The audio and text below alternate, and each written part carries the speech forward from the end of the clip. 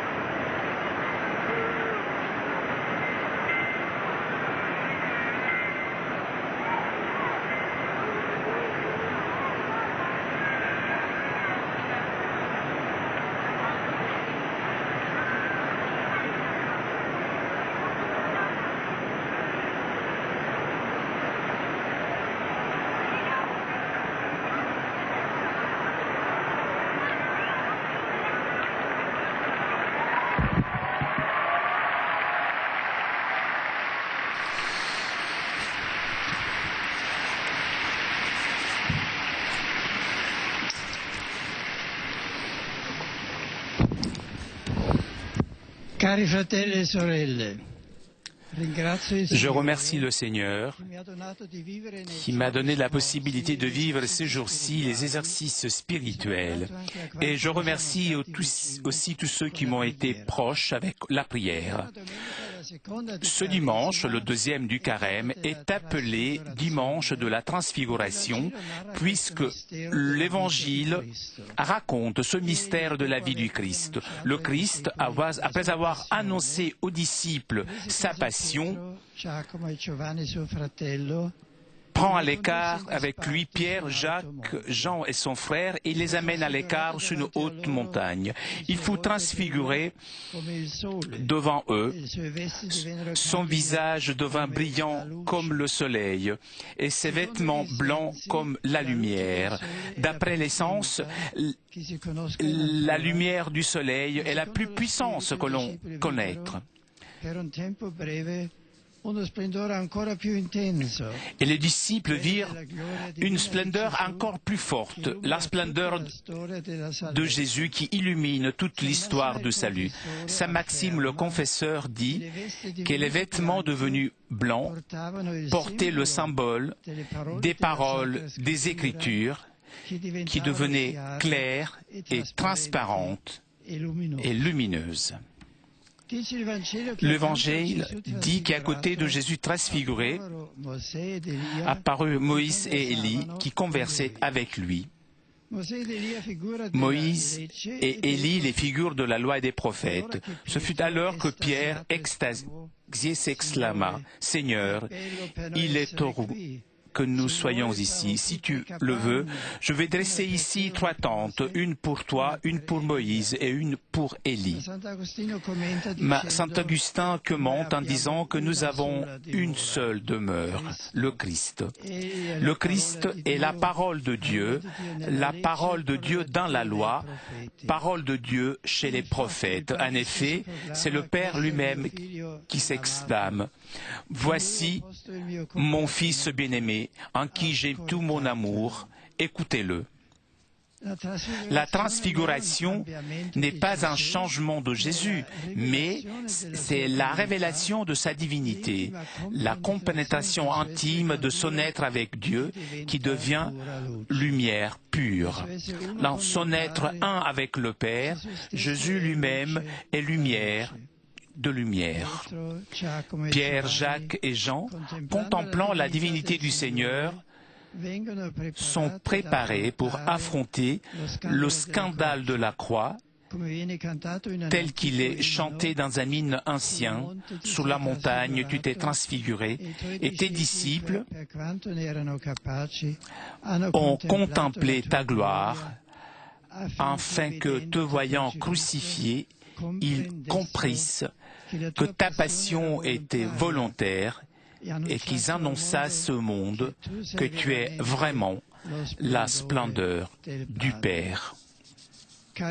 Chers amis, participons nous aussi à cette vision de ce don surnaturel en laissant beaucoup de place à la prière et à l'écoute de la parole de Dieu.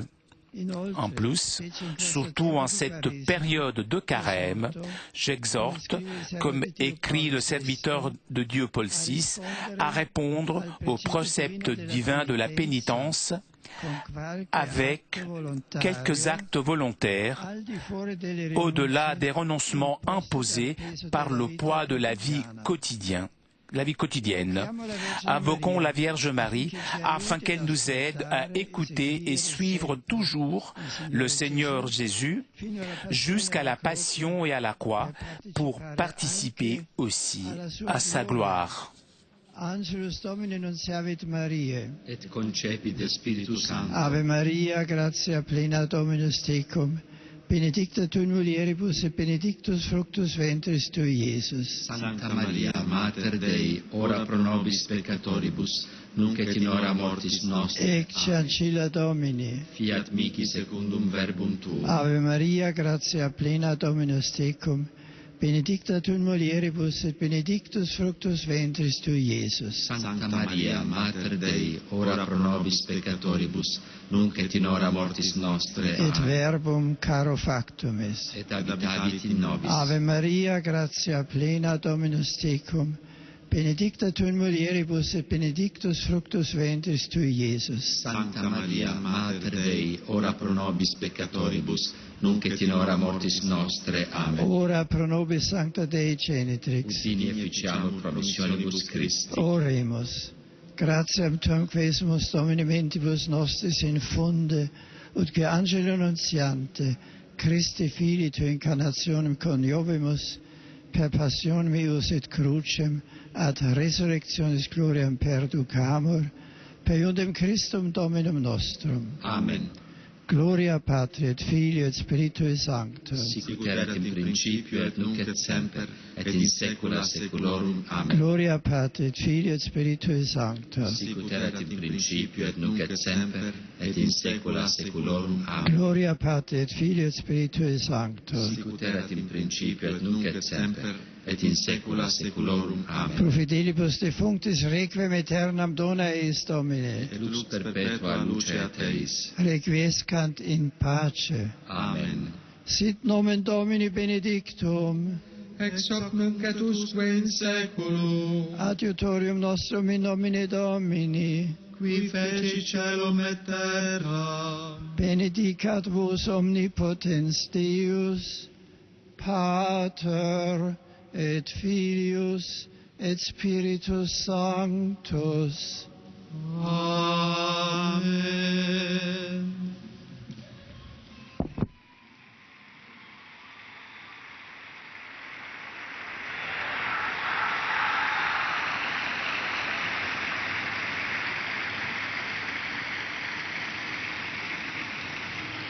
Cari fratelli e sorelle, nei giorni scorsi, Ces derniers jours, les nouvelles inquiétantes qui arrivaient depuis la Libye ont suscité, même chez moi, une grande inquiétude et une grande peur.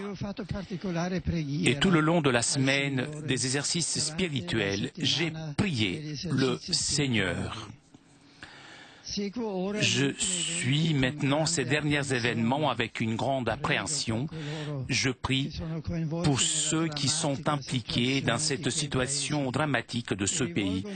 Et j'adresse un appel à tous ceux qui ont des responsabilités politiques et militaires pour qu'ils aient à cœur tout d'abord la sécurité des citoyens et qui garantissent l'accès aux secours humanitaires. À la population, je voudrais assurer ma proximité alors que je demande à Dieu qu'un horizon de paix et de concorde naisse le plus rapidement possible sur la Libye et sur toute la région de l'Afrique du Nord.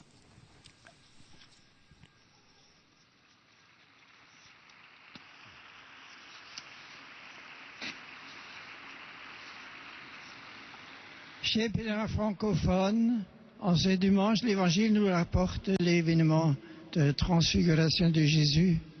Comme les disciples, quittons la rumeur du quotidien. Plongeons-nous dans la présence de Dieu Trinité qui donne sens à notre existence. Accueillons sa lumière. Elle nous éclaire pour discerner le bien et le mal. Elle nous invite à la conversion du cœur, pour nous libérer de l'égoïsme et de l'orgueil. Et ainsi notre volonté de vivre selon la grâce reçue au baptême s'affermira. Que la Vierge Marie nous apprenne à collaborer pleinement comme elle au mystère de la rédemption. Je vous bénis de grand cœur, ainsi que vos familles, particulièrement celles qui connaissent l'insécurité et la violence. I am pleased to greet the English-speaking pilgrims present at this Angelus prayer. As we continue our journey through Lent, today at Mass, we recall the transfiguration of the Lord and how it prepared the apostles for the coming scandal of the cross. Strengthened by our faith in Jesus, through God and through men, may we be inspired, not scandalized, by the cross given to our Savior and to our fellow Christians who suffer with Him throughout the world. Especially during this holy season, I invoke upon you and your families God's abundant blessings. Von Herzen grüße ich alle deutschsprachigen Pilger auf dem Petersplatz, besonders die Pilgergruppe aus Bocholt. Im heutigen Evangelium sehen 3 Jünger ihren Herrn mit leuchtendem Antlitz und im weißen Lichtgewand. Der Glanz vom Berg der Verklärung bescheint auch uns, weil Gott uns durch das Sakrament der Taufe in Licht gekleidet hat, damit wir selber Licht der Welt sein können. Bitten wir den Herrn, dass er unserem Leben das Dunkle der Sünde und der eigensinnigen Pläne nehme und unsere Herzen offen halte für seine Stimme. Dazu schenke er euch und euren Familien in dieser Fastenzeit seine besondere Gnade. Saludo con afecto a los peregrinos de lengua española que participan en esta oración mariana.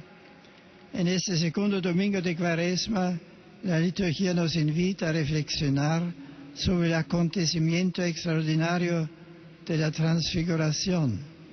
Jesús manifiesta el esplendor de su gloria para testimoniar que la pasión es el camino de la resurrección.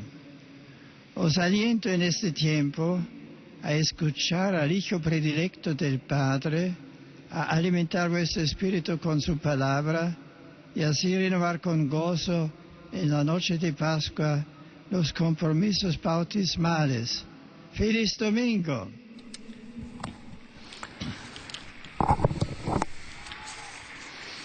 Je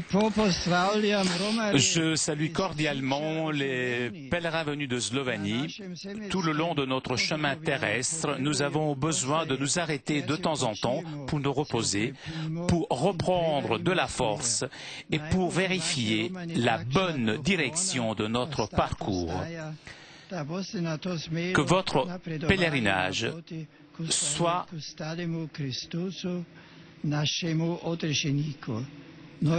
Aussi un arrêt spirituel afin que vous puissiez progresser avec courage vers le Christ ressuscité. Je salue les pèlerins slovaques et tout particulièrement ceux venus de différentes villes de Slovaquie. Frères et sœurs, le temps du carême nous invite à la conversion par la prière, l'exercice aussi des œuvres de miséricorde et l'écoute de la parole de Dieu. Pour ce chemin de carême, je vous accorde bien volontiers ma bénédiction apostolique à vous et à vos proches. Je salue cordialement tous les Polonais. Hier, nous avons fêté la solennité de Saint Joseph, chef de la Sainte Famille, gardien de l'Église et aussi mon patron. Je remercie de tout cœur tous ceux que, lors des exercices spirituels au Vatican et dans la solennité de hier, ont prié pour moi. Que Saint Joseph intercède depuis les cieux pour nous tous et aide vos familles dans l'engagement contre les adversités de la vie. Bien volontiers, je vous bénis au début de cette nouvelle semaine de carême. Et pour terminer, je salue avec affection les pèlerins de langue italienne.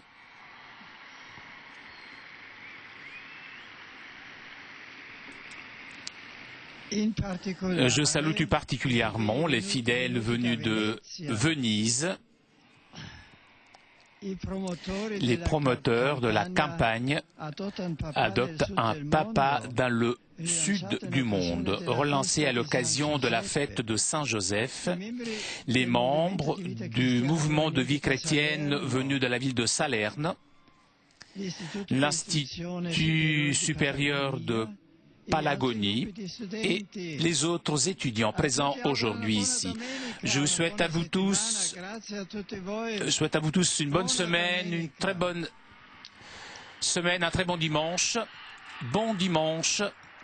Chers amis, nous arrivons à la conclusion de notre liaison avec Rome. Un grand merci à CTV et Telepace pour ces images, ainsi qu'à toute l'équipe technique de KTO. Prochain rendez-vous avec le Saint-Père, mercredi prochain, pour l'audience générale. Je vous souhaite moi aussi un très bon dimanche et à très bientôt sur KTO.